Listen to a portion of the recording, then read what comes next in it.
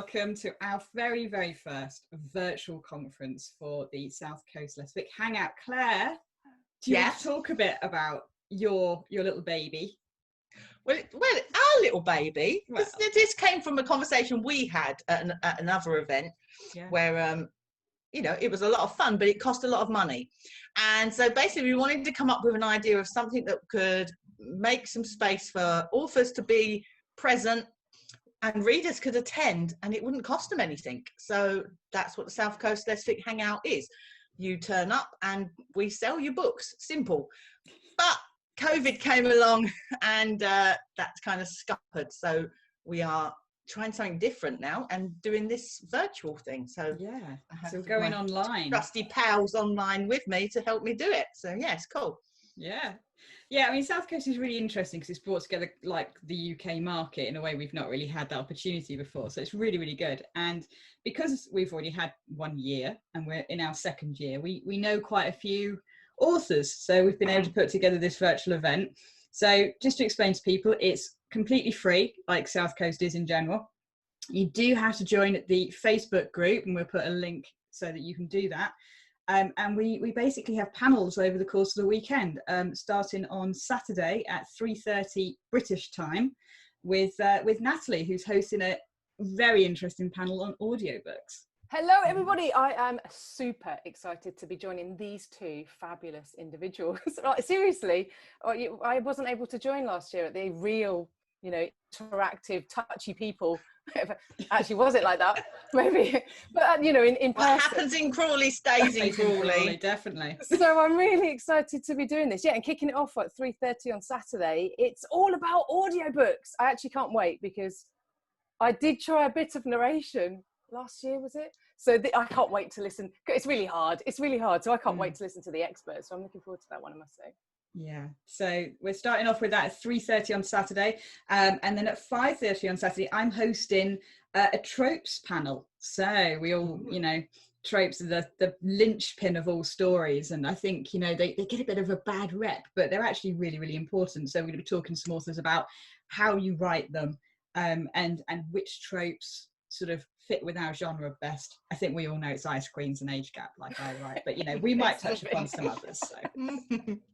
And then at 7 o'clock, we are moving over to Nat again for self-publishing, I think. Okay, I might have a glass of wine with me then. I'm not going to lie. Yeah, can't wait. You're on that one. That's me, yeah.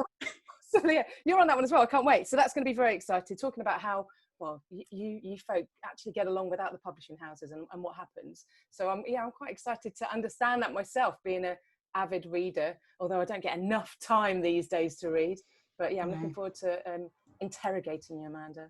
Oh, well, okay, I will have to pretend I know what I'm talking about. I shall send you some stuff, yeah, let me prepare. Google. Oh, actually, yeah. If I suddenly go quiet, I'm just checking from an expert. And that's it for Saturday, but Sunday started at 2:30. And I'm moderating writing during a pandemic, because there's been this little thing called COVID-19, and I know a lot of authors have struggle in general with writing a book, but during pandemic times it's quite difficult. So we're going to be talking to some authors about what kind of tips and tricks they've used, and if they have been able to write during COVID at all. So that one will be interesting. And then at 5:30 on Sunday we're back to Nat again with mixing genres. This one really intrigues me, and I'm really chuffed actually to do this panel, in terms of, you know, we all know that romance sells really well, so it's quite exciting to understand what the other genres are, why mixing it up, what the readers enjoy, and also as well, I think perhaps we've mentioned in posts and whatnot, this will be interactive on Facebook, as you mentioned earlier, Amanda, so the readers and anyone else who's joining can actually ask questions, albeit 20 seconds delayed. We will be 20 seconds older when we're recording this, so that's going to be something interesting to manage, but that's good. Yeah, I'm quite looking forward to that panel. Yeah, fantastic point there. So like on Facebook, the reason you want to join the Facebook group is obviously to watch the panel, but you'll also be able to comment on the panel just as you would with any other Facebook post, and that question will come through to the host, either myself or Nat. So good luck, Amanda, with that. Yeah. We're watching it in slow or behind schedule. It doesn't sound complicated to watch yourself in real time and 20 seconds delayed, but it's really hard. It's very, very distracting. So I just look forward to seeing how that's going to go. I'm sure the readers will be very forgiving. I think they'll be get laughing. a bit tangled up. Yeah, they'll just be seeing us glaze over. It'd be funny. Yeah. What's happened? And then the final panel on Sunday at 7:00. I'm hosting writing a book. So basically the process of writing a book, because a lot of us write a lot of them per year even, but some people write one book, some people write one book a year, some people write one book in their entire life, some people write 6 books a year. So what is the key? What's the process? And I think we've got like a really good blend of authors there to talk about the different kinds of ways in which to write a book. So I think our readers will find that very interesting in the sort of different ways, because there's no one key way to do it. So kicking everything off, right now we're going to lead into an interview that I did about a week and a half ago with Julie Cohen. I don't think many of our audience know her, and that's such a shame. She is a multiple award-winning author. She sold over 1 million copies of her book around the world. She's had her books basically taken into, I think, 11 other languages, which is just incredible. Wow. She's been twice selected for the Richard and Judy Book Club here in the UK. 2 of her books have been optioned now. Louis and Louise has been optioned for television and longlisted as a Polari Prize winner as well. Cool. She runs a literary consultancy, which is massively oversubscribed, so I don't think you'll be able to get in. And also, on top of all of that, as if she wasn't busy enough, she's actually vice president of the Romantic Novelists Association, the Rainbow chapter that she set up. So she's hugely busy. Wow. And it's amazing that I got a chance to talk to her. But yeah, some fantastic stuff in this interview. Really, really interesting about the process of writing and about how to go about getting your books translated into other languages, how to get books optioned for film and television, and just a sort of the writing world. So really fantastic, and we'll be diving into that next. And then at 3:30 we'll have Nat live with the audiobook panel, so make sure kicking it off. I cannot wait. It's gonna be so exciting. So exciting. Honestly, I'm really chuffed. I can't wait. I can't wait. Right, so we'll be diving into that right now, and so make sure that you're a member of that Facebook group and you'll get the notifications there.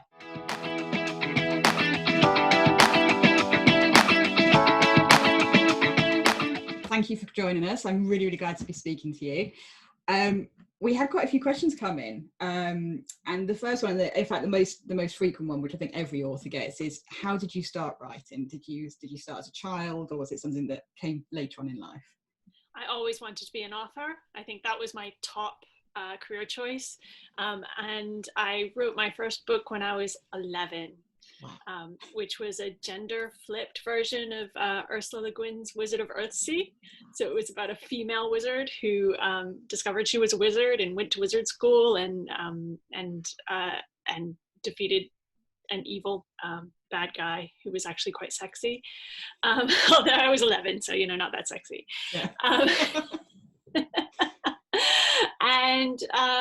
So 11, and then I sort of did a lot of more fan fiction type thing of my favorite authors. Like I did some Douglas Adams fan fiction, and then my best friend and I in high school used to, instead of doing our science during science lessons, we used to write fan fiction about us and the Beatles. And then the Monkees, and so what would happen was I would write all the bits about her and George Harrison, and she would write all the bits about me and Paul McCartney, and then we would exchange them the next day. And interestingly, she's an author too. Her name's Kathy Love, and she writes romance and cozy mystery in the US. So we both grew up to be authors. Oh, that's fantastic. Oh, wow. So how did you go about becoming a published author? That was harder, obviously. I really didn't know how to do it. I didn't know how you became a published author. It somehow never really occurred to me that you just sort of wrote a lot of books. So I thought that there was a special thing. So I went to university and didn't really write. I took a horrible creative writing course, which knocked all of it out of me.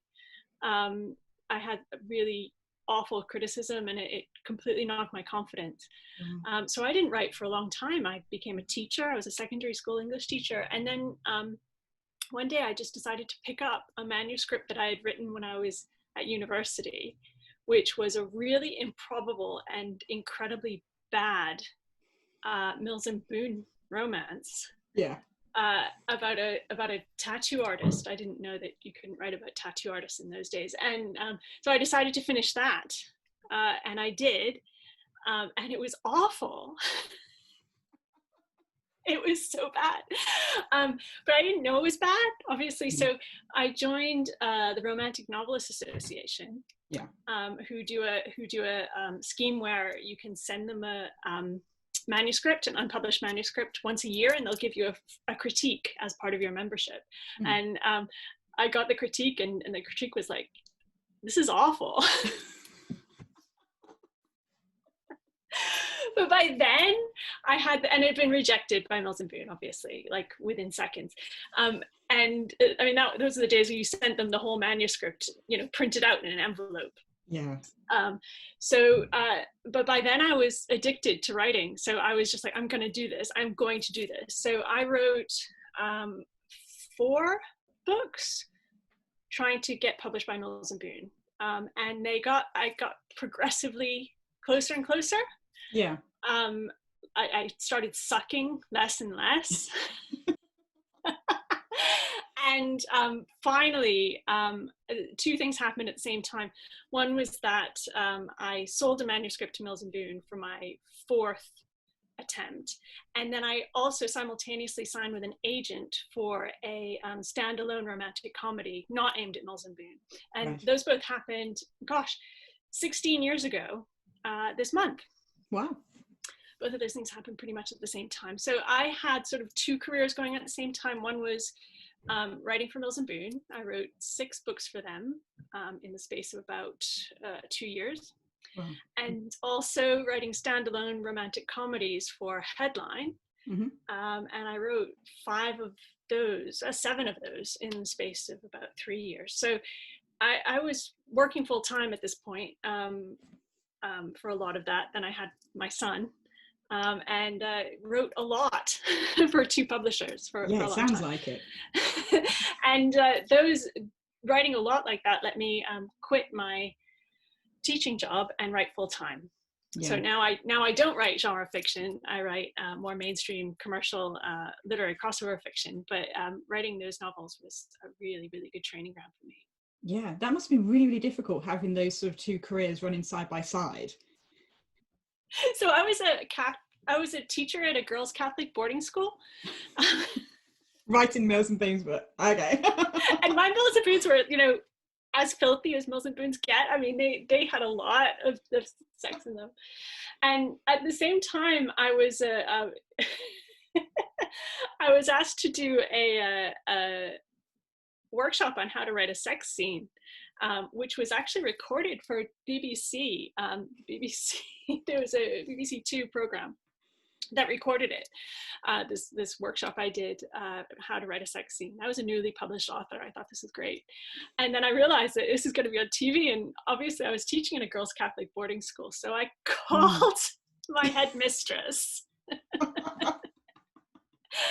And I said, she's a wonderful woman, wonderful, wonderful woman. And I said, Mary, I gotta tell you something.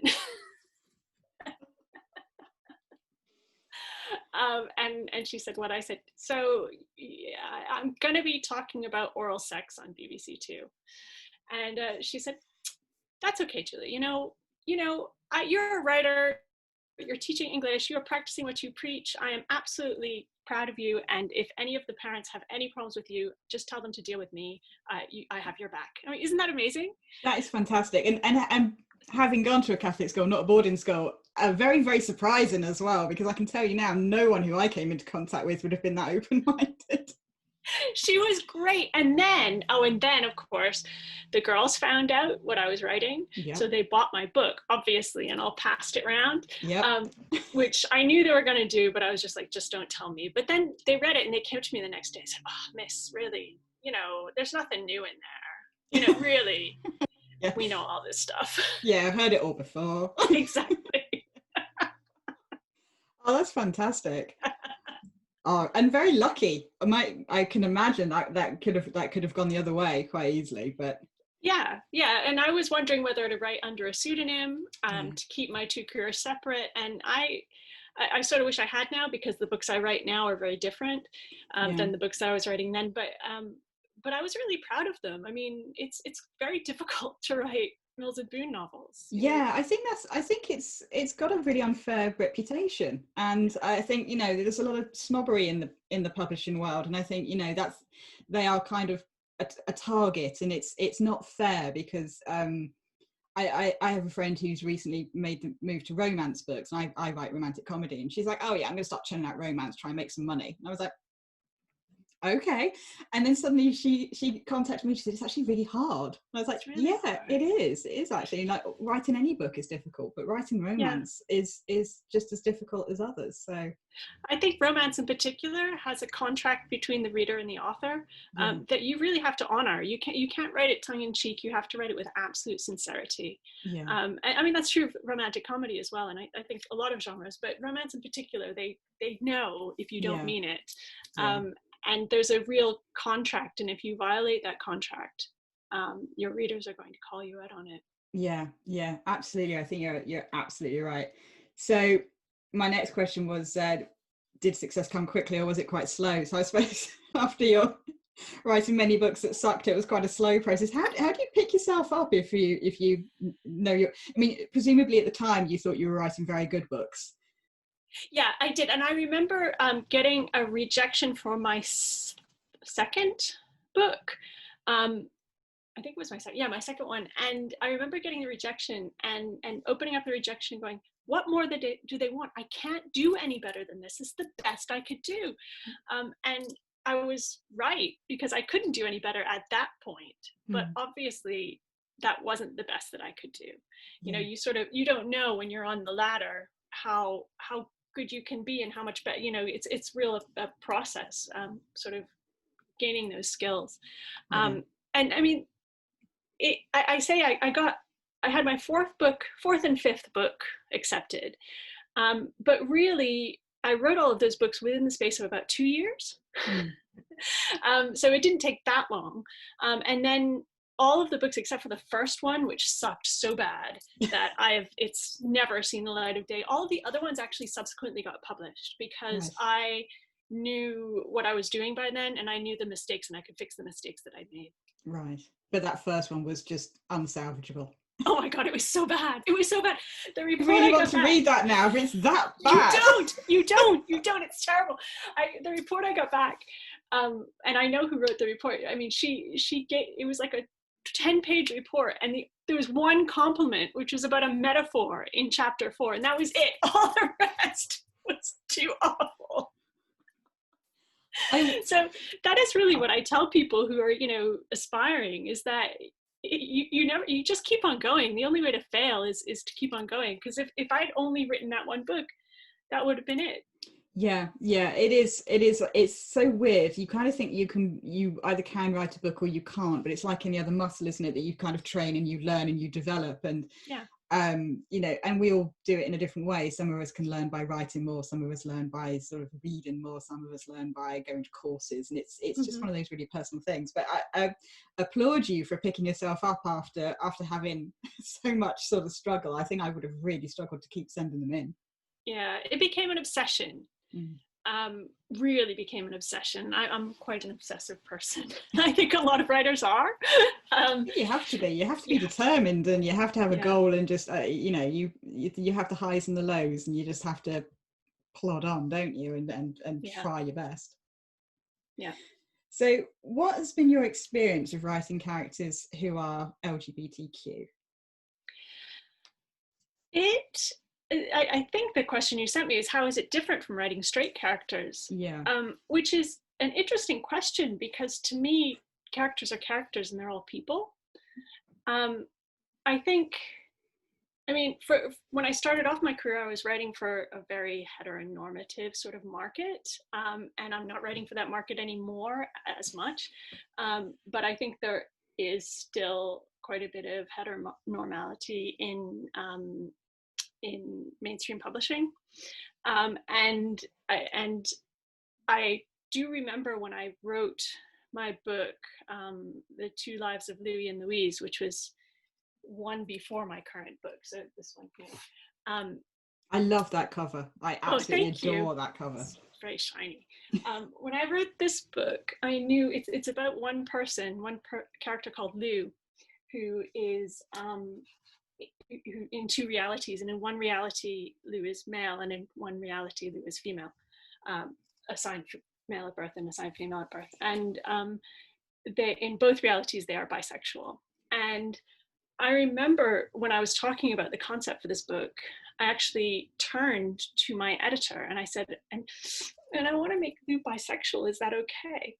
And she said, yeah, of course it is, of course it is. I mean, you're bisexual, that's fine, you know, why wouldn't you write about what you know and how you feel? But the fact that I had that doubt, whether that was an acceptable thing to do in the kind of novel that I was writing, really gave me a lot of pause, you know, and it's something that I've thought a lot about since. What was it within me and what is it within the market that made me have to think twice about writing an unvoiced story, really? Yeah, it is really tough. So what was the feedback like when that book was released? Did you get any negative feedback based upon the sort of sexuality of the character?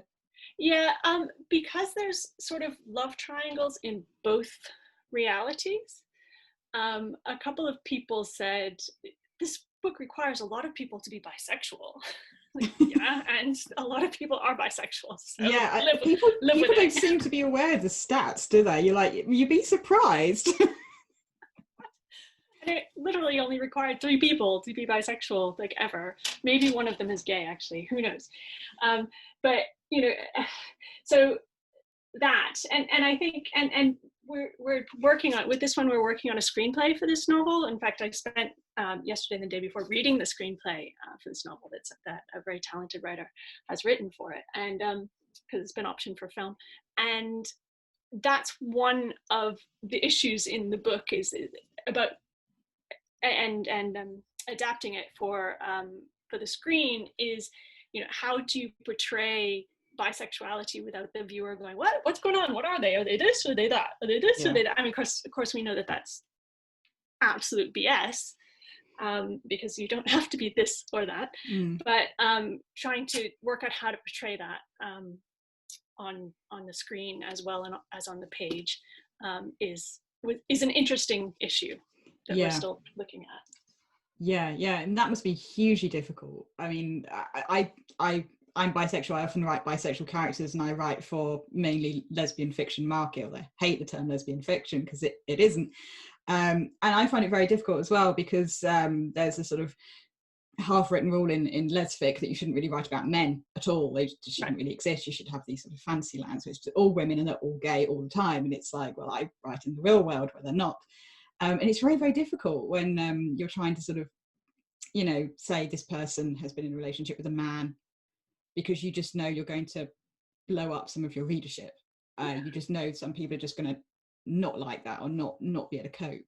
And I can't imagine if you have the sort of two realities that you've got, and you have to deal with that as well. That must have taken a lot of sort of processing and thinking about, and obviously to convert that into a screenplay as well, where you can't take you can't take any of the sort of narration with you, is incredibly difficult.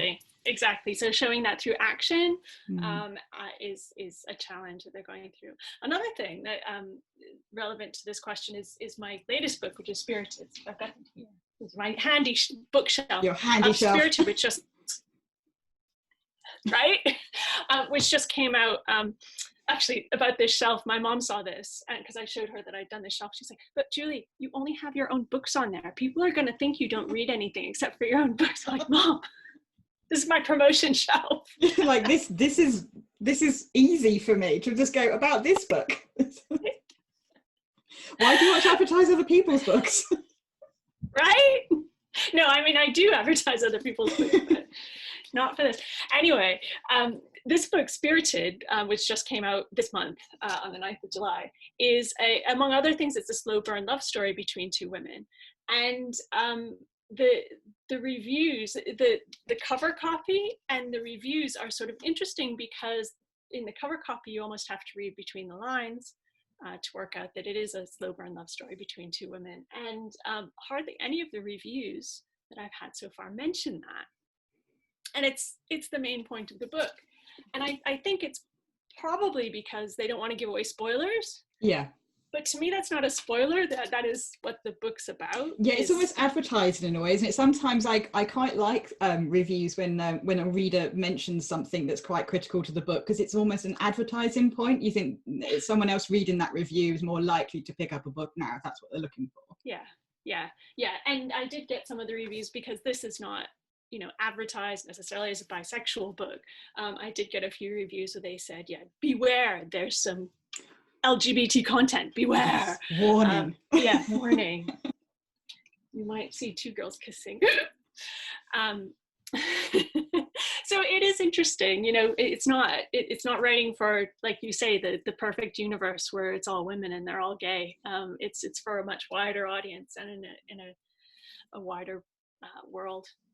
Yeah, I think that's interesting, because I know that quite a lot of our viewers who come to South Coast or who are, watching this are going to be from the Lesfic world, where pretty much in our categories, any book you pick up is going to be just filled with that fantasy world where, everyone's a woman, everyone's gay. And I find, a little bit of safety for a lot of us in writing that, because 99% of our readers know exactly what they're getting into. Unless someone gets extremely lost on an Amazon category, they're not going to pick up a book and they'll be like, what's this? They're going to know what they're getting. But with you writing in the mainstream, that, I think you put yourself more into that kind of crosshairs of where there could be people saying, danger, there is LGBT content in this. I find that fascinating, that kind of split, and it must be quite difficult sometimes. It's like we were talking about before, it's the contract between the reader and the author. And I think if you pick up a Lesfic novel, you're aware of that contract. But if you pick up a mainstream novel, you may not be aware of that contract. So, or that you might have expected a different contract than what you got there. But I think it's pretty obvious from the. I don't know, but I'm used to going through Waterstones and picking out the books and going, no, I think this one's queer. No, I think this one's queer. And sort of reading between the lines. That's subtext. That's my wife. My wife can kind of like a divining rod. She can go into Waterstones and she'll pick up a book, look at the cover, and have a little look. She'll be, this one. I don't know why, but this one. I'm like, how do you know? But then I find that very interesting, because obviously, like, how are your books categorized? Like in bookshops, like what it's going to be based upon each individual book, isn't it? It's going to sort of move around the shelves, whereas most of our books will always remain in a lesbian fiction shelf. Yeah. So I find that very interesting as well, because I think that kind of means that quite a lot of our readers, the sort of lesbian fiction only readers, go into bookshops and think there isn't any representation in there. Yeah, there is on pretty much every shelf you can come up with. It's just about sort of finding them. It's about finding them and knowing, getting recommendations from people, and I get so many recommendations just through following people on Twitter, and knowing, oh, I know this person loves this sort of story and that person loves that sort of story. But it's hard, just if you're browsing.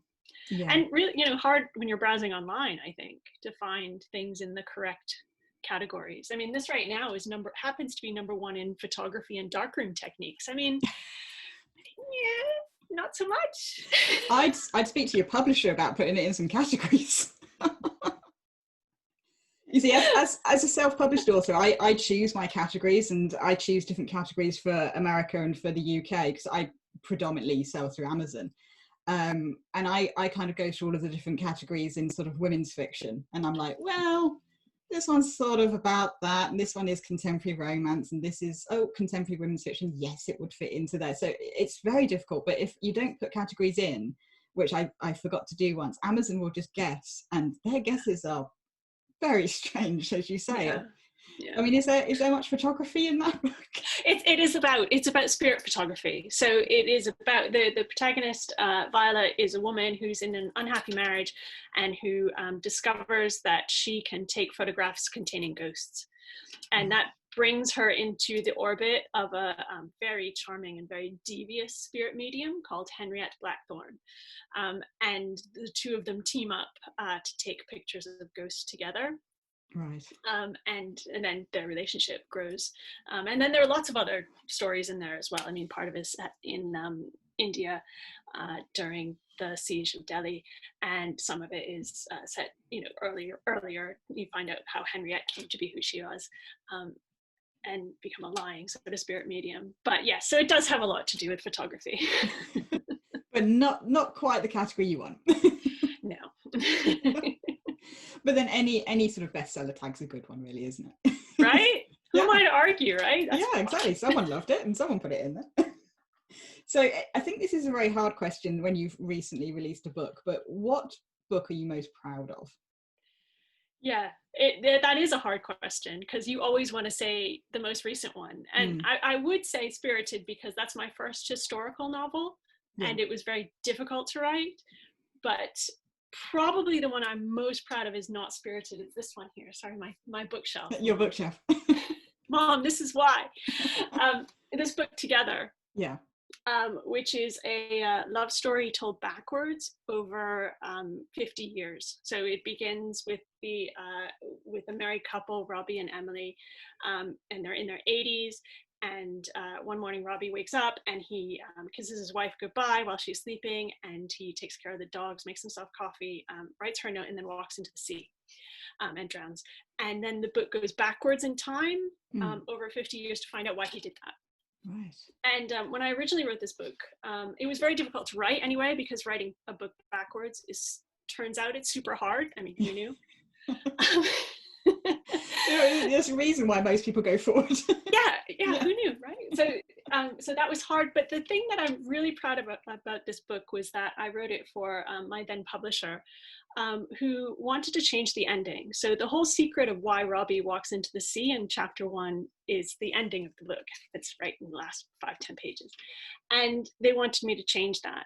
And they said if I didn't change it, that nobody would read it, and it would never, it would never get anywhere. And really, I should change it. And I didn't want to. And I thought that was wrong, and that the whole book had been based around the secret, and it needed to be that secret. So I left my publisher, and I paid them back all the money they'd paid for this book, which was my salary for the year, and didn't know what was going to happen. I just left them without a deal anywhere else, and just left, because I thought that my artistic vision was more important than following what they thought would happen, what readers would want. And because the part of this book is the contract between the reader and the audience, actually, and it disrupts it a little bit at the end. But I was doing that on purpose. And so yeah, I left, paid back all the money, thought my career was over, started writing a queer Victorian love story about ghosts, but really didn't think I would ever get published again. But fortunately, it got picked up by my current publisher, Orion. It was selected for Richard and Judy. It sold in 11 different languages. I've sold the rights for TV. It did really well. So that is the proudest I am, because for a while I really thought that my career was going to be over. And you can't see the future. And I was pretty sure that I was done. Yeah, that must have really taken some determination to say, no, this is the way this book has to be told. It was terrifying. It was really terrifying. And, I thought, well, I can self-publish it. That's all right. But I'm not a self-publisher. I'm not good at it. I know that's a whole different skill set that I do not have, and that I admire people who have greatly, but I don't have that skill set. And so, yeah, it was really hard. So that's what I'm the most proud of.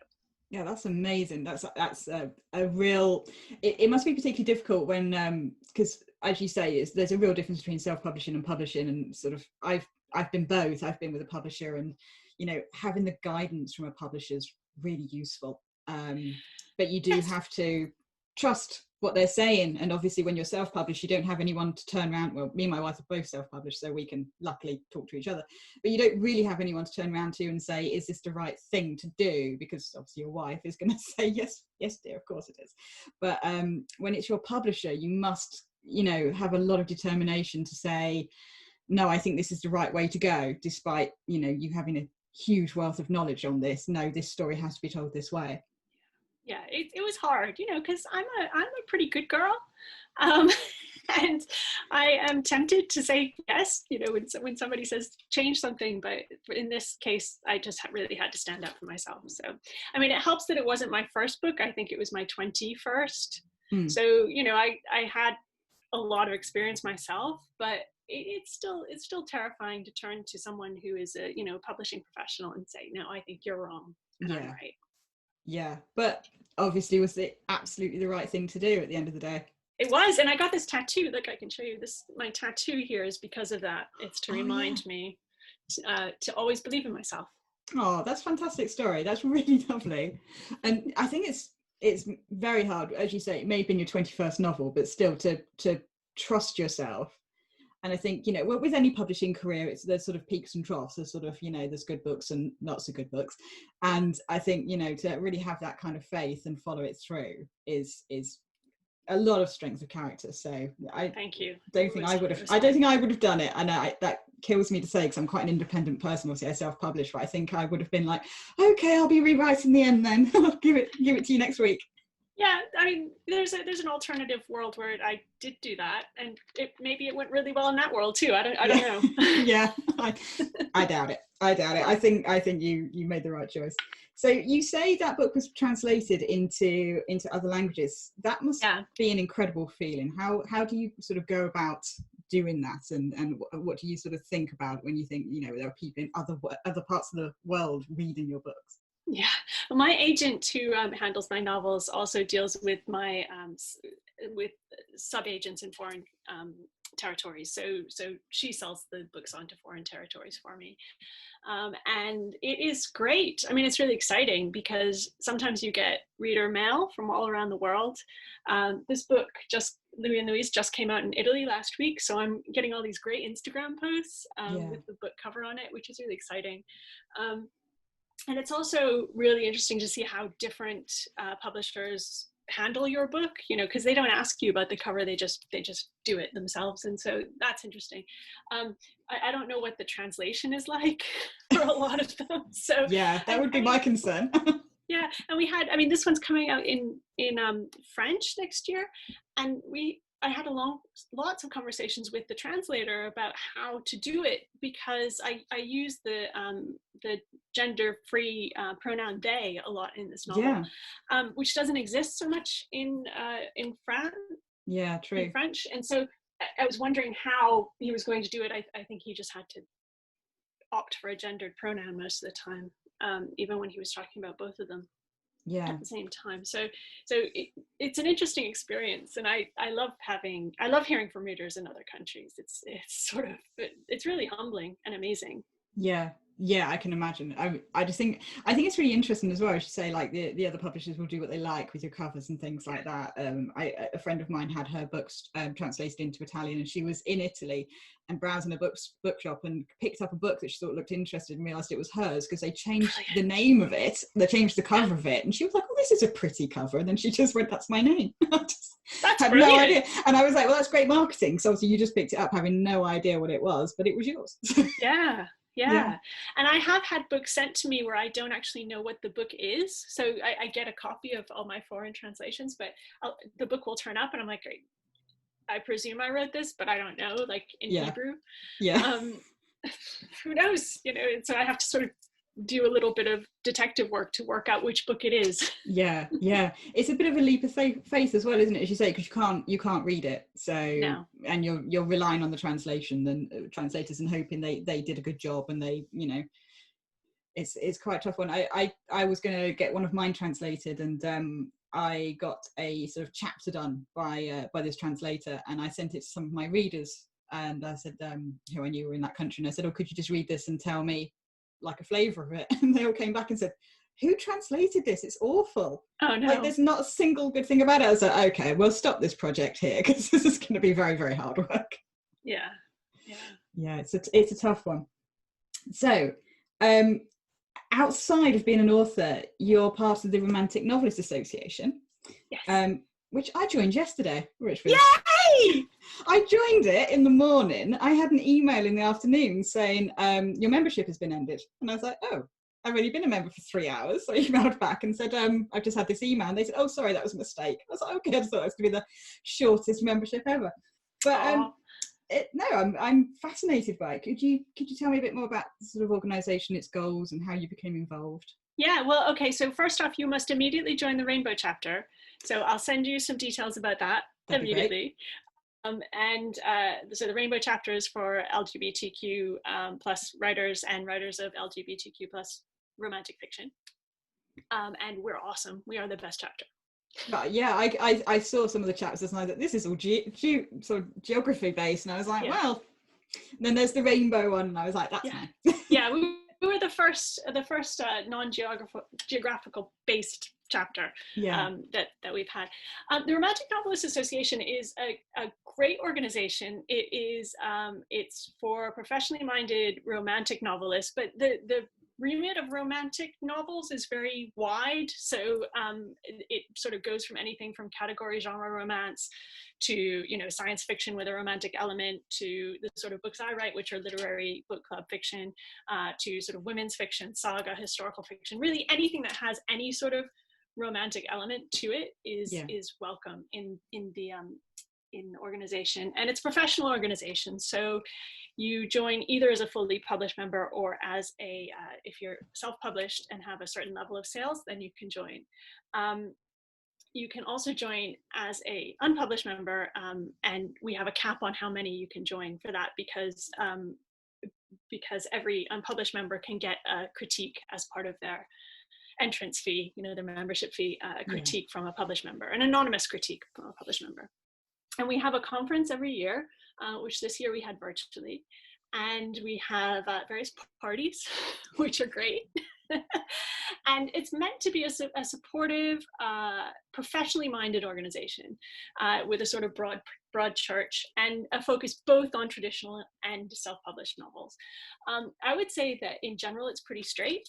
And it is pretty white, and we're working very hard to change both of those things. The Rainbow chapter is probably, which we founded about 18 months ago, I guess, is probably one of the most active chapters, because we're just awesome.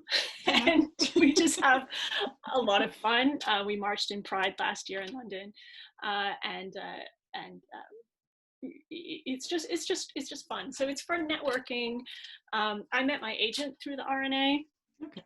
And I met a lot of my publishers through the RNA sort of at occasions there. So it's good for that sort of thing. I'd say generally, I always encourage people who want to be mainstream published or to make a shift in their career to join and see if they can, get some information and what, but also people who are self-published to, trade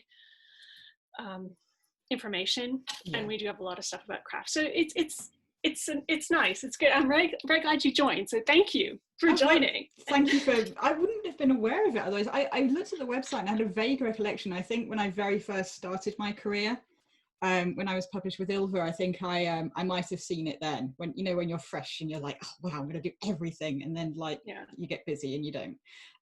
But yeah, I'd forgotten all about it. But then when I saw that you were sort of championing the Rainbow chapter, I thought, okay, I have to get involved with this. But yeah, I think it's really important that we have those professional memberships, because it can be very difficult writing romance, even sort of if there's just a romantic element in your book. There is, as we've said, there's a sort of, it can be frowned upon a little bit. And I think those professional memberships and actually proving it is one of the top genres, it is one of the top selling genres, it is very important to a lot of people, and it's very heartfelt for a lot of people, I think, as well. So it's a good genre to be in, I feel. It is. It is. At the last meeting we had our award ceremony in March, right before lockdown. Everything happened, and Millie Johnson, who's a women's fiction writer, Northern women's fiction writer, got the Lifetime Achievement Award. She gave a speech, and she said that romantic fiction is the glorious counterbalance to this climate of hate. Yes. And that to me sums it up. I mean, if you're writing books that make people feel good, you're doing something important. Yeah, I think that's very true. I think it's difficult when you sort of, especially as a LGBT author, you do kind of get lumped into every other genre. So although there may be sort of an LGBT factor, they might write action and adventure and science fiction and so on and so forth. And there is a little bit of snobbery when you're just writing romance. And yeah, I think that's really unfair sometimes. I think a lot of people can be quite snobby about it, but so many people find love and hope in it, and it's especially when there's so much hatred around. Exactly. It can be very, very important.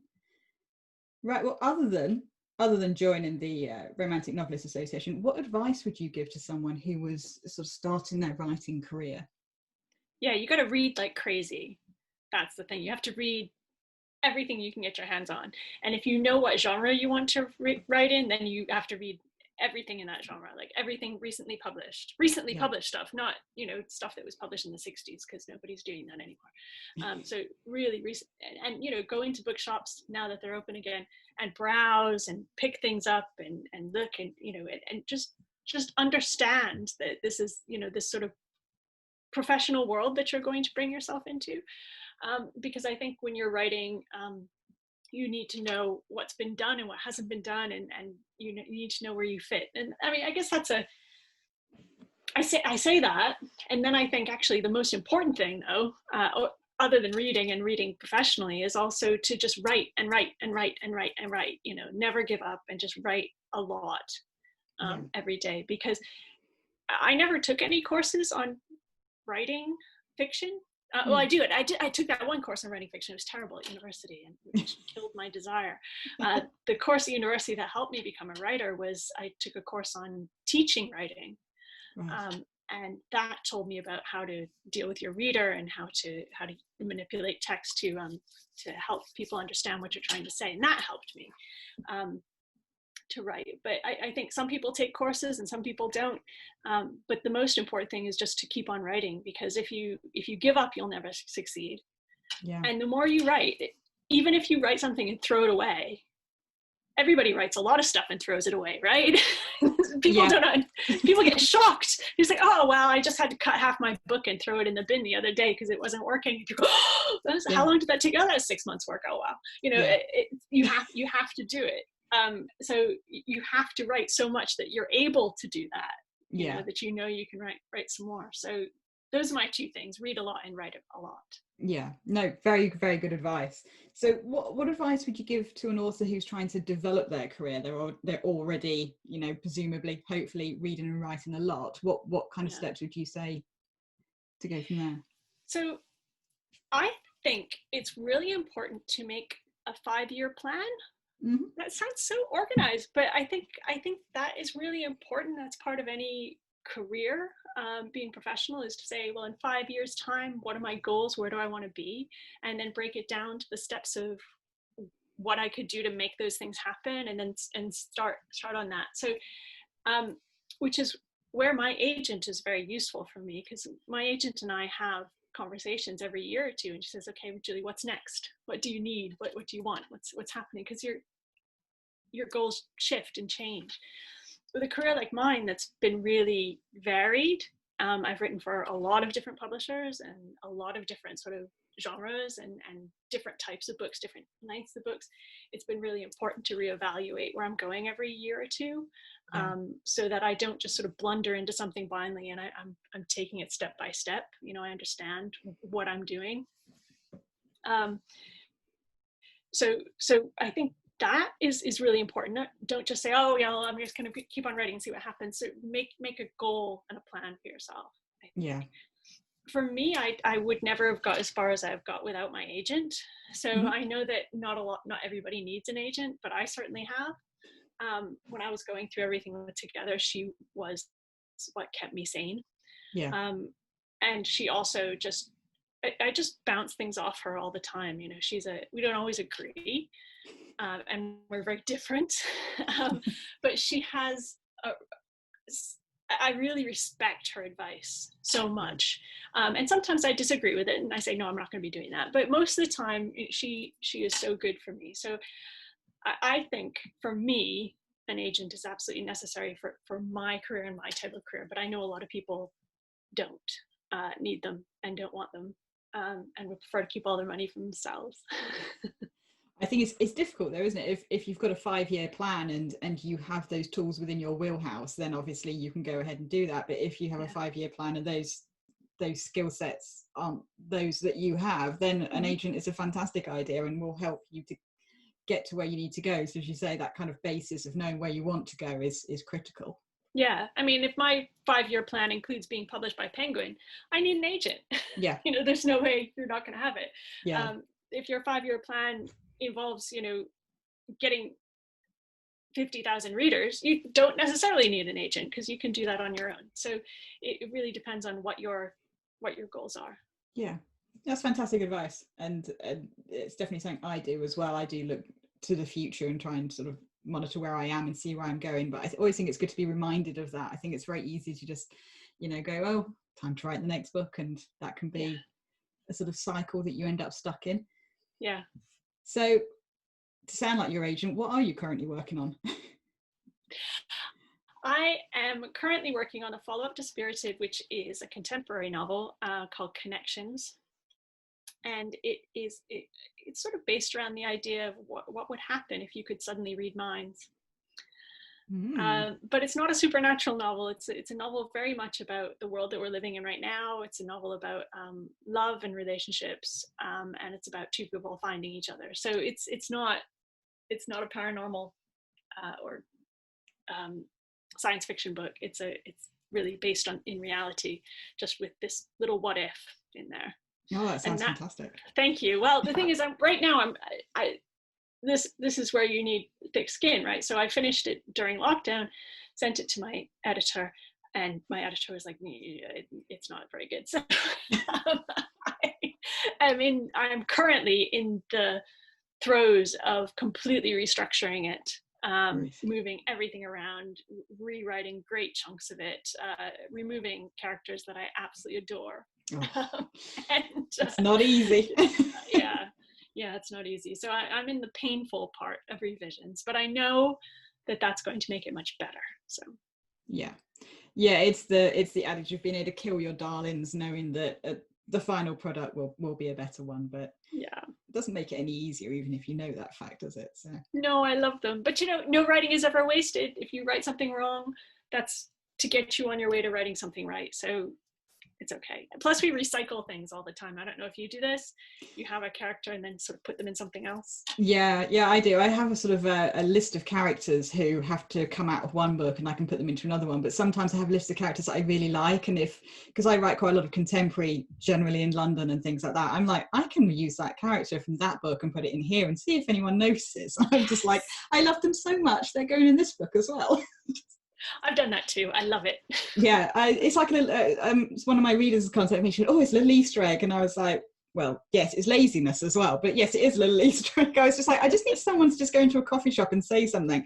If I call them that name, will people realise that it's this person? And most of them do, and that's really fantastic when that happens. Readers love that though. I mean, I love that when I'm a reader is finding those little geeky things that are in there. Yeah, it's fantastic, isn't it? Because you can, it works in all mediums as well. Like in films and stuff, you know, like in the Marvel movies when Stan Lee pops up and you look around the cinema and some people don't know what's going on. And everyone goes, oh, and giggle. And there's always a couple of people going, what? And you think, I know that. I got that secret. It's just makes you feel great. Yeah, that's fun. Little I got the joke, or I got the hidden message there. Everyone enjoys that. Yeah. So, what are your plans for the future? I mean, you've obviously got a screenplay you're working on. You're ripping apart your next book at the moment. But what does the future hold? Do you know, I really want to write another historical novel, so I have to see how this one goes. If lots of people buy it, then maybe I'll write another one, because I have a really excellent idea that I'd like to try. I am just starting off this morning. Actually, I was doing the training for it. I'm going to teach some undergraduates at the University of Reading this term and next term. So I'm really excited about that. That will be really fun. So I'm sort of carrying on doing teaching undergraduate, but I also teach adults. I have a workshop going on tomorrow night about using Post-its in your writing. Yeah, I saw that post on social media, and that was really fascinating because I've often used Post-it notes, and now I'm thinking, I need to see like if I'm getting enough out of them. Wow, you can always get more out of Post-it. So yeah. I think by the time this is put up, it will have already happened because it's tomorrow night, the 30th of July.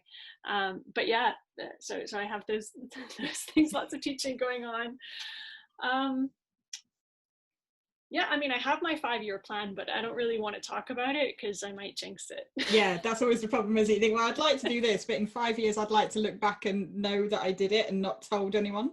Yeah, it's better to get it done. Yeah, I planned this for 5 years and it came to fruition rather than I planned that 5 years ago and it went to hell. That's a much better conversation, isn't it? Right. So you got to keep it stum. Yeah. Well, it sounds fantastic, and thank you so much for your time. And I do highly recommend Spirited. I haven't read it myself, but my friend has, and she said it was absolutely fantastic. So it's on my to-be-read list. Thank you, Amanda. But thank you so much for taking the time to talk to us. Thank you. This has been really, really fun.